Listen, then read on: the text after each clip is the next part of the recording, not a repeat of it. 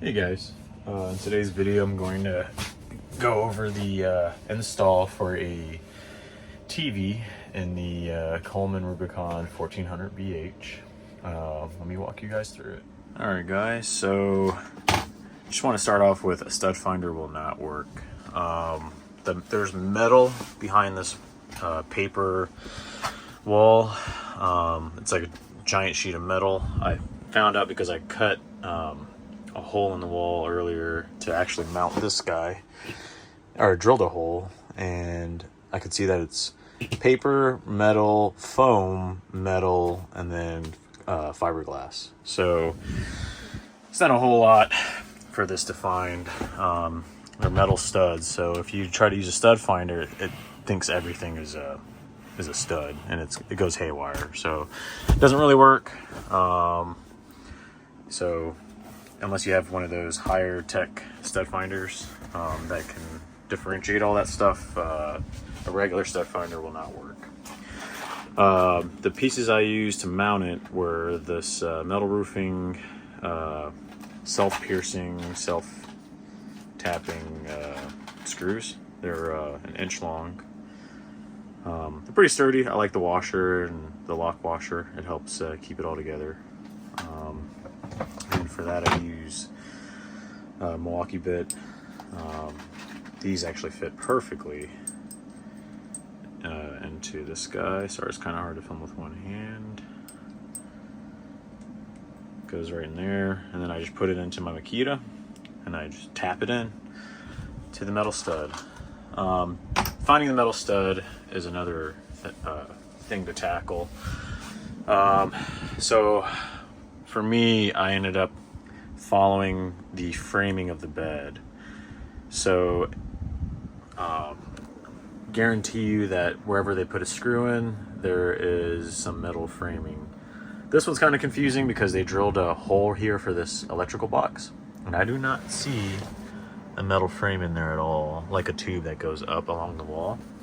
Somebody said follow the tape for a stud, but under here there is a metal screw right there. It's kind of hard to see, but I kind of followed it up with my finger all the way up the wall and drilled right into the stud. It took a minute for the screws to tap into the metal stud, and that's a good sign. I'm just glad that I found a stud. You can see that I tried the stud finder here and I tried tapping the wall to feel the hard spot, and it's really hard to tell, guys. I drilled 2 holes and it was just foam and thin sheet metal. It wouldn't hold the TV at all, but this one's pretty dang sturdy. I'm on this Facebook group for Coleman Rubicon 1400 and 1200s, and a lot of people are asking what kind of mount I have. I'll put it in the description below. And I actually had a 32 inch TV originally, and then I downsized to a 27. The 32 was just way too big. It took up this whole area and it didn't go nice and flat against the wall. But this 27 is much better. I think a 24 would be a little bit more perfect fitting, but the Samsung Smart TV, this 27 inches, it's pretty nice, guys. I like it a lot. I just ended up wrapping the cables around. Let me mute this.